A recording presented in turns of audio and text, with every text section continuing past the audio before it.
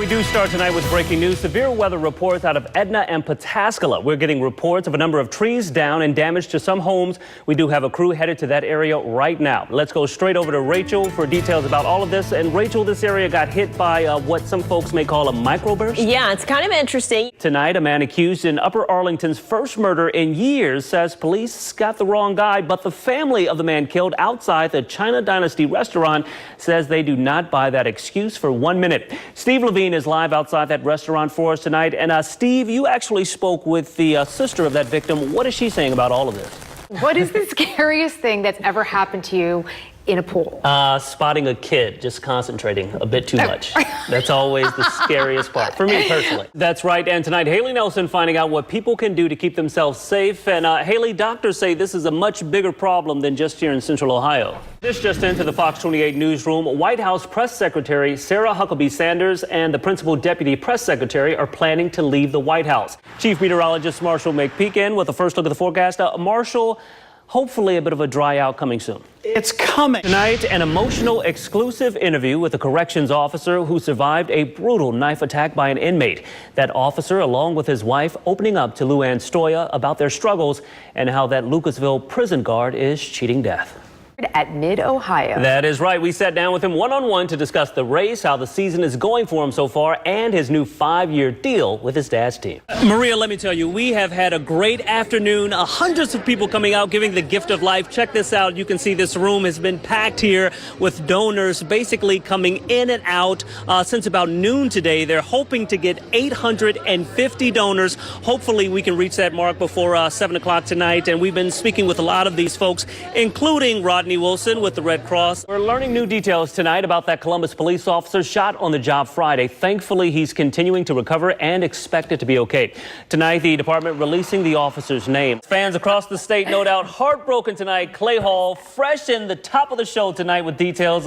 Clay, please break down this deal for us. He's done it again. And this was the 44th state that the doctor has raced in so far over the past 44 days. Thousands of people have come out to help with that effort. And as the crowds in Columbus celebrate pride and diversity in the community, one local group is being honored for the work that they do each and every day. Jeff Reddick has that story. The owners of the golf course here may still have to pitch in on repairs. Turns out that the property line is right near this cart path. Rachel, a pretty rough afternoon for some folks out there in Licking County. Rob Wells, he's headed out to that area to get some more information. He's been in touch with the Licking County EMA director, Sean Grady. They say right now about 300 to 400 people are without power in some areas. Trees and lines are reported down around South Street, Southwest in Pataskala. So, and that 300 to 400 people, that's a really good kind of example. A quick traffic note for Monday morning for those who work in Dublin. The Dublin Bridge is taking a bit longer than planned to be completed. Now, the city wants you to know the eastbound. Terry, this is a pretty serious situation. After we started looking into this problem just a few days ago, management appears to be taking steps to get these folks out of this potentially dangerous situation. But this problem is far from over. But on most days it will read 80 degrees. That's as cool John as Pace stating it plainly. It's not simply about comfort. Well, it's more than frustrating. Many of the residents here are elderly.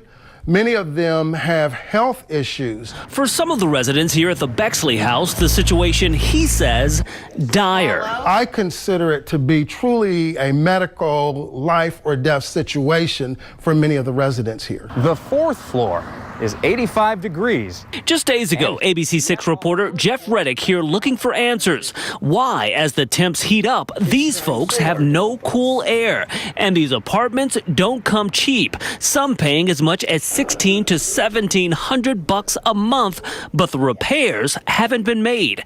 At times, temperatures reaching the mid-80s inside apartments. The other thing is, it's my understanding that there's 14 units on this side of the building without air. Shelley Spat worries for her 95-year-old dad and 91-year-old mother, Marianne, who's receiving home hospice care. Days without AC having an impact on her health. When the temperature's really hot, we're seeing significant changes in her medical conditions. Less responsiveness, less awake time, We're having trouble hydrating her. After we stepped in, wheels finally beginning to move, we spotted maintenance teams at the building. Management promising some tenants will have portable air conditioning units brought in until the issue is fixed. SPAT thankful, finally relief could be on the way. But I can tell you that they were doing nothing for us prior to you getting involved, so we cannot thank you enough. Now, residents say in the past they've been scared to speak out about issues at that property, fearing that when the time came, their lease would not be renewed. At this point, though, they say it is worth the risk. Their health and safety and that of their neighbors is simply too important not to speak up. Of course, we'll continue to stay on top of this story to make sure management makes those repairs. Reporting live in studio tonight, Rodney Dunigan, ABC 6 News. Certainly have, Stacia, and this supplement is actually banned in a number of states. Here in Ohio, that is not the case. We spoke with the shop owner and a number of people who use this product, and they tout the benefits. However, doctors aren't so sure that it's safe. Been getting really good reviews, but you can tell me what you think. For the past year and a half, Christian DeVere has owned and operated Miracle Kratom in West Columbus. All right, thanks, guys. Have a good one. 64 different strains of the herbal supplement available here. The differences are more pronounced from vein color to vein color. Kratom comes from a tropical tree native to Southeast Asia. This is a variety called Super Green. It's typically sold in a powder, pill, or tea form. Kratom is only orally activated. You cannot smoke it, you cannot snort it. It's only activated in your stomach, so you have to eat it. You can either make a tea out of it or mix it with a drink or a protein shake and take it that way. The popularity of the product continuing to grow. DeVere himself first using Kratom to wean off an opioid addiction. I would say half the folks are in the same situation I found myself in. They're recovering addicts. The other half are your mom, your grandma, just looking to alleviate pain issues. Let's try the red vein. Right. Sounds good to me. Yeah. Yes, I see it as very effective. Monica Omari, like a large number of people, taking the supplement for pain management. Following several surgeries, she's dealt with years of ankle and back pain. Not anymore. The ankle pain is gone. It's like non-existent. You know, I can work out again. I don't feel sluggish. But Kratom was something new. However, a number of doctors questioned the safety of Kratom. The FDA warning against its use. Medical experts indicating in some instances it's being used as a substitute for prescription opioids. The DEA highlighting Kratom as a drug of concern, reporting cases of psychotic symptoms, including hallucinations. It's illegal in Washington, D.C. and 6 states, including Indiana. Anything that doesn't have that's not regulated by the FDA, I'd be weary of taking it and putting it in my body. Dr. Matthew Kunar with Ohio Health says in some cases, users have actually become addicted. The major issue, he says, research. There hasn't been much done. I know that I would advise my patients not to take it, but I can't speak for every physician out there. All right, I'll see you in about a week. Thank you. Advocates like DeVere point to the people who've been helped by using Kratom. I come from the point of view that GNC sells hundreds of supplements that are not FDA approved, and Kratom is no different than those supplements. It's no more harmful or less harmful. It actually works. He sees no issue with more oversight on the industry, but wants to see it readily available for those who need it. I would love to see the fair study on Kratom, and I don't think that's happened yet. And I think if they did do that, Kratom would be more mainstream and more accessible to people. I'd love to see that. The Drug Enforcement Agency is warning that this supplement can be addictive. However, steps have not been taken just yet to possibly ban the use across the country. There has been a big push in the public to keep this product legal. To learn more and to find out about the research that has been done by the FDA, you can head to our website and click this story.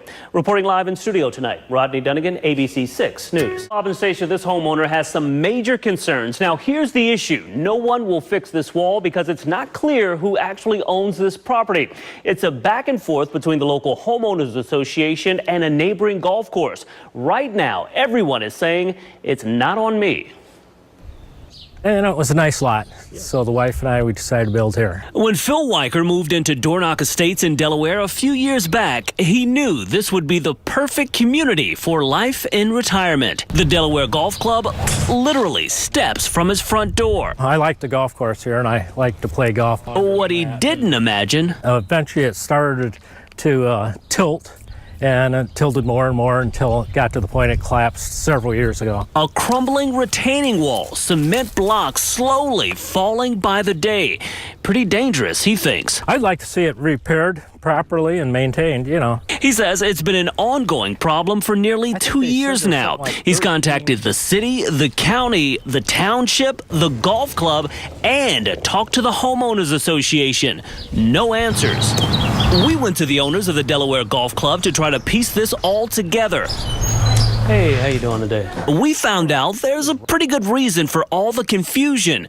It seems like no one truly knows whose responsibility it is to fix the wall or who put it up in the first place. This is an aerial view from the county auditor's office of the property.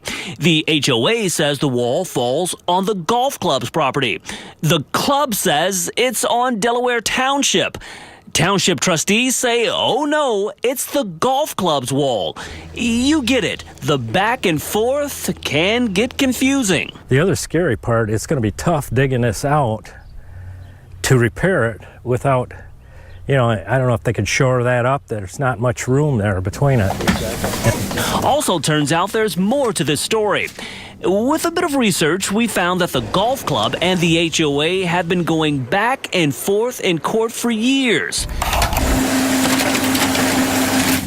Numerous issues between the two sides. The problem wall, just the latest. Yeah, that happened just this weekend on Sunday or Monday. We had that hard rain out here, and that came down just in that time frame. So. Likers simply wants it all sorted out before the issue gets any worse. It's hard to believe people want to leave something like this, and there's not more of an effort to get it repaired. Okay, I spoke with a couple of township trustees. They tell me that they believe the wall falls on the property of the golf club and it's their responsibility to fix. However, since there's so much confusion on this issue, they've contacted the county engineer and they plan to survey that area next week once again to try to finally determine whose property this is. Of course, we'll continue to follow this issue. Once it is determined who actually owns this wall, we'll see what steps will be taken next to fix it. Reporting live in studio tonight, Rodney Dunigan, ABC 6.